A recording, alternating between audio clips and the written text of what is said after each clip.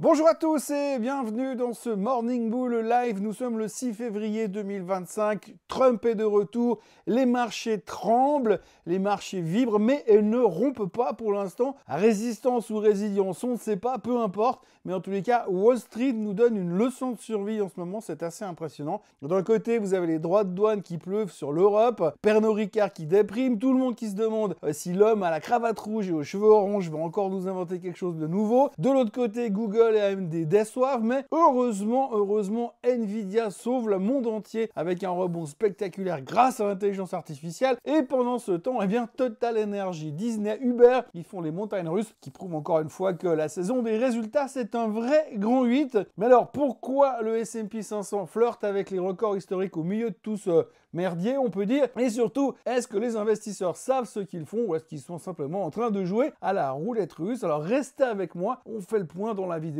juste après le générique.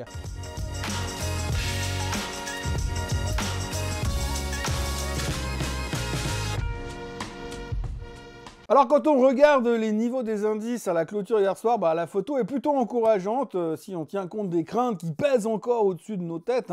Craintes d'ailleurs qui devraient durer encore 3 ans, 11 mois et 2 semaines, parce qu'on a tous compris que tant que Trump serait aux commandes, on va devoir vivre avec cette épée de Damoclès dès qu'il va s'énerver sur un truc, évidemment. Puis là, pour le moment, il est très énervé, visiblement. Il a beaucoup de choses à mettre en place au début de son mandat. Mais malgré ces tensions sur les risques éventuels à venir et les mauvais chiffres de certaines sociétés, en tout cas les déceptions sur les chiffres de certaines sociétés qui représentent une grosse partie des indices américains, on s'en a quand même vachement bien sorti hier. Alors l'Europe, bien sûr, ne finissait pas en grande forme, puisqu'on le sait, les deux poids lourds européens craignent toujours ce que le président américain va leur balancer au travers de la figure au sujet des taxes douanières. Et si on se réfère à ce qu'il a annoncé et ce qu'il a fait pour le Canada, le Mexique et la Chine, on peut se douter quand même qu'il va nous sortir un truc, mais vendredi soir, après la clôture des marchés européens, histoire de ramener le sujet sur la table. Nos amis et nos voisins européens ont donc majoritairement traité dans le rouge pour montrer la crainte de la réaction américaine, sans compter qu'il y a des boîtes comme Pernod Ricard qui s'est montré hyper désabusé à propos des perspectives d'avenir. Ils ont expliqué que la situation économique, politique, géopolitique, c'était beaucoup trop compliqué pour eux afin de prévoir l'avenir, prévoir quoi que ce soit. Donc du coup, ils étaient très prudents. Le vendeur de spiritueux prend donc parti pour ces prochains temps de naviguer à vue et advienne que pourra pour la suite. Les commentaires désabusés du management donnaient l'impression que les gars, ils étaient carrément en burn-out. Donc du coup, ça a mis un peu la pression sur le titre qui était le plus gros loser du CAC 40 hier. Mais encore une fois, le maître mot de toutes les réflexions au sujet des marchés européens restait: qu'est-ce que le bonhomme orange va nous faire ces prochaines semaines? Et surtout, la grande question qui est aussi: comment vont réagir nos élites? Bref, l'Europe était légèrement en baisse et s'interrogeait sur la suite des événements made in Maison Blanche. On notera encore l'explosion au passage de Valneva qui a annoncé que la FDA, version britannique, a autorisé la mise sur le marché de son vaccin, le IXCHIQ, qui est le seul au monde à lutter contre le chikungunya. Donc c'est sa 4e autorisation après l'Europe, le Canada et les États-Unis. Le titre prenait donc 17% sur la nouvelle et donc j'en profite pour me demander encore une fois: pourquoi est-ce que les scientifiques qui développent des médicaments ou des vaccins mettent à chaque fois un point d'honneur à trouver des noms complètement délirants, comme dans le cas présent, le IXCHIQ, alors IXCHIQ.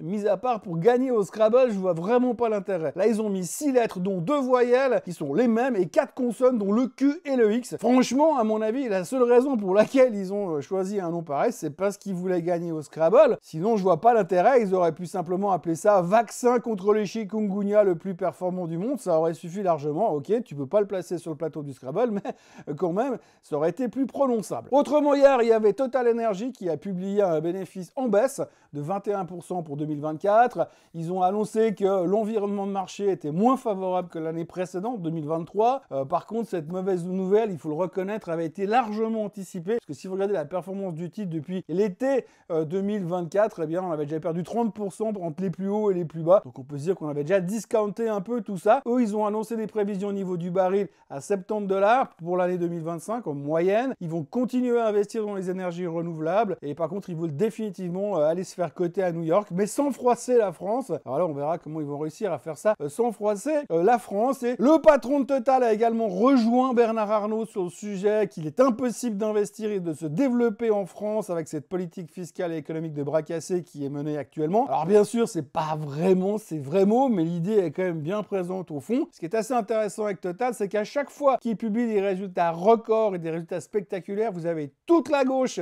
qui est devant le siège de Total pour hurler au scandale et réclamer la tête du CEO. Et puis, quand les bénéfices y baissent, comme hier, tout d'un coup, c'est beaucoup plus calme et il n'y a plus personne pour la ramener. C'est quand même assez étonnant. Du côté des USA, la réflexion n'était pas tout à fait la même. On a déjà oublié le concept des droits de douane. Et puis surtout, je crois qu'on a bien compris que ce que Trump est en train de faire aujourd'hui, c'est surtout utiliser les tarifs comme un levier, comme une arme pour essayer d'obliger ses partenaires commerciaux à trouver un compromis plus rapidement qu'en allant se faire des sommets à répétition dans les hôtels de luxe aux quatre coins du monde. Donc du coup, on s'est posé des questions sur d'autres choses. On a vu que les discussions avec la Chine ne bougeaient pas, donc on est passé à autre chose. On s'est reconcentré sur les chiffres économiques et les chiffres du trimestre. Alors pour ce qui est des chiffres économiques, on a eu la première publication d'un chiffre de l'emploi sous Donald Trump. C'était les chiffres de l'ADP. Alors selon ce rapport, le secteur privé a créé 183 000 emplois en janvier. Ensuite, ils ont révisé à la hausse les chiffres de décembre, 176 000 contre 122 000 précédemment. En gros, meilleur que les attentes et surprise à la hausse sur les anciens chiffres. C'est vraiment étrange parce que quand vous regardez le type de publication des chiffres de l'emploi sous Donald Trump, c'est exactement l'inverse de ce qui était plus ou moins cité sous Biden où ils n'arrêtaient pas de réviser à la baisse. Alors de là à dire qu'il y a deux méthodes de calcul différentes, je ne sais pas. Je ne franchirai pas la frontière en tous les cas. Mais du coup, on s'est tout de suite dit que ça n'augurait rien de bon pour une éventuelle baisse des taux un de ces jours. Alors il faut dire qu'actuellement, les espoirs de baisse des taux, ils sont tout petits, tout petits. On sait aujourd'hui que pour le prochain meeting de la Fed, on s'attend à 16% de probabilité de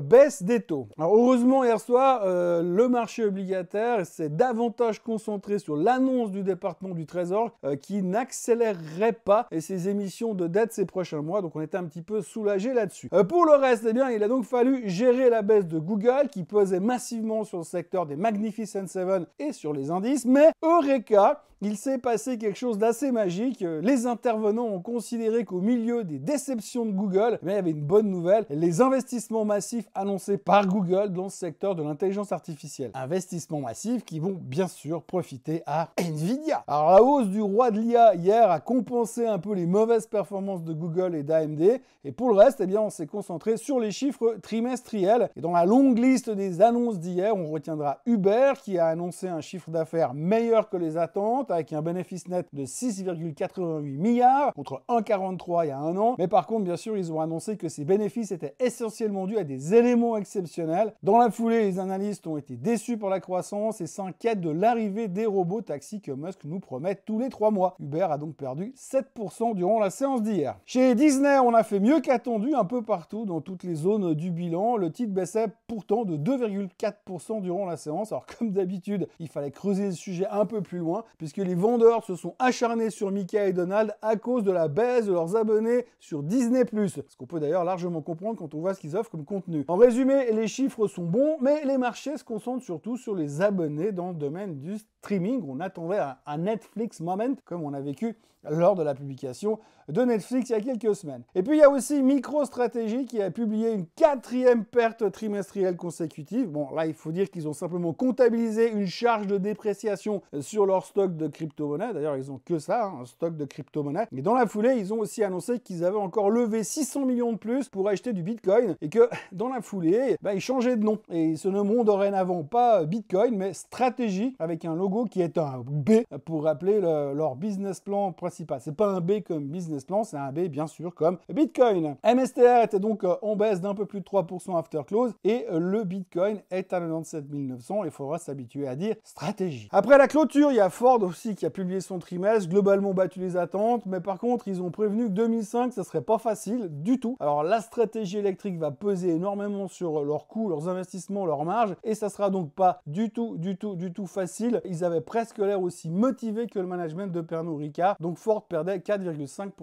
après la clôture. À 22h hier soir, on a également eu droit aux publications trimestrielles de Qualcomm qui ont publié des chiffres meilleurs que les attentes, mais qui souffrent et qui vont souffrir du fait que Apple va progressivement consommer moins de leurs semi-conducteurs. Le titre était en baisse de 4,5%. Et puis aussi, toujours dans le même secteur, Arm Holding a également publié des chiffres corrects, mais une guidance optimiste, mais pas assez optimiste pour les analystes et les intervenants. Donc le titre perdait 7% after close. Ce matin, on peut donc résumer le comportement des marchés asiatiques de la manière suivante. Ça monte à cause de l'optimisme sur l'IA, mais la crainte d'une guerre commerciale Chine-USA limite la hausse. Le pétrole, parlons 2 secondes du pétrole, lui, il souffre également des tensions avec la Chine, les tensions commerciales bien sûr, il se traite à 71 $ et des poussières, et puis on retiendra aussi que les inventaires pétroliers qui ont été publiés hier soir étaient bien plus forts que les attentes. Ça s'explique assez logiquement parce que chaque fois qu'on arrive dans ces périodes de l'année, les sociétés de raffinerie ralentissent parce qu'ils doivent nettoyer leurs usines pour se préparer à la saison du printemps, et donc du coup ils commandent moins de pétrole. Résultat, il y a un peu plus d'offres qui restent disponibles et moins de demandes. Résultat, petite pression sur le baril en ce moment. Autrement, le secrétaire du Trésor, M. Scott Bessent, a déclaré que Trump n'avait aucune intention de pousser la Fed à baisser les taux, mais qu'il voulait simplement que les rendements obligataires soient plus faibles sur les bons du Trésor. Vraiment, il veut payer moins d'intérêt sur sa dette. On est soulagé de savoir qu'il va pas braquer un flingue sur la tempe de Powell, c'est déjà pas mal. Et puis en Europe, de nouvelles estimations du taux neutre. Alors, le taux neutre, c'est un niveau théorique qui ne pousse pas l'économie à la surchauffe, ni ne la freine. Donc c'est le taux mythique idéal, c'est un rêve absolu que chaque banquier central espère atteindre un jour dans sa carrière. Donc de nouvelles estimations du taux neutre pour l'Europe devraient être publiées vendredi, et là-dessus, Christine Lagarde a rebondi et déclaré qu'elle et ses collègues allaient travailler sur ce document pour aider à déterminer, je cite, quelle devrait être l'orientation de la politique monétaire de la BCE. En résumé, on devrait en savoir plus sur le plan de baisse des taux de la Banque centrale dans pas longtemps, et on y verra encore un peu plus clair, en tout cas en Europe, quand même plus facile qu'aux États-Unis. Pour ce qui est de la journée qui nous attend, on aura les chiffres de Eli Lilly dans la foulée de ceux de Novo Nordisk qui ont été publiés hier et rassurés un peu sur les médicaments contre l'obésité. Et puis ce soir, il y aura Amazon qui publiera after close, bien sûr, c'est le gros truc de la journée. C'est l'avant-dernier Magnificent Seven qui publiera avant Nvidia, qui viendra le 26 février, et juste avant le dernier des Batman, Broadcom, qui publiera le 28 février. En France, ce matin, on regardera les chiffres de L'Oréal, de la SocGen. D'ailleurs, la SocGen vient juste de publier avant cette vidéo. Ils annoncent un bénéfice qui a doublé à 1,04 milliard, et ils annoncent un rachat d'actions de 872 millions d'euros. Apparemment, la banque de détail fonctionne pas mal en ce moment en France. Maintenant, il ne reste plus qu'à attendre les jobless claims aux USA et les factory orders en Allemagne. Demain, c'est non-farm payroll. Ça sera vraiment intéressant, à moins que Trump s'attaque à l'Europe entre deux pour masquer les chiffres. Du coup, pour le moment, les futurs sont en hausse de 0,24% et on se rapproche toujours un peu plus des records historiques sur le S&P 500, malgré une saison médiocre au niveau des big names de la tech, comme le montre le graphique que vous voyez à l'instant. Pour le reste, il me reste à vous souhaiter une très belle journée. Soyez forts et puis n'écoutez pas trop le bruit assourdissant des médias financiers. Fiez-vous de temps en temps à vos opinions et à vos instincts. Des fois, c'est pas plus mal et vous vous rendrez assez rapidement compte qu'il faut pas toujours écouter n'importe qui et n'importe quoi, ou l'inverse, que le type assis en face de vous au bar a sa propre opinion et que des fois il n'est pas forcément ni meilleur ni moins bon qu'une star de Wall Street, et que surtout vous avez des fois pas forcément tort. Demain matin, il n'y aura pas de Morning Bull parce que je serai en balade, mais par contre, je vous ai prévu une vidéo qui aura pour sujet: l'intelligence artificielle va-t-elle détruire les bourses mondiales? Elle sera publiée à minuit et 1 minute, et moi, je vous retrouverai samedi pour un nouveau Swiss Bliss où on va se rejouer la semaine. D'ici là, n'oubliez pas de vous abonner à la chaîne Swissquote en français et d'activer la cloche pour ne pas rater la vidéo de demain. Et puis autrement, likez, partagez, commentez, et à demain, ou à samedi, ou à lundi pour le prochain Morning Bull Live. Bonne journée à tous, bye bye.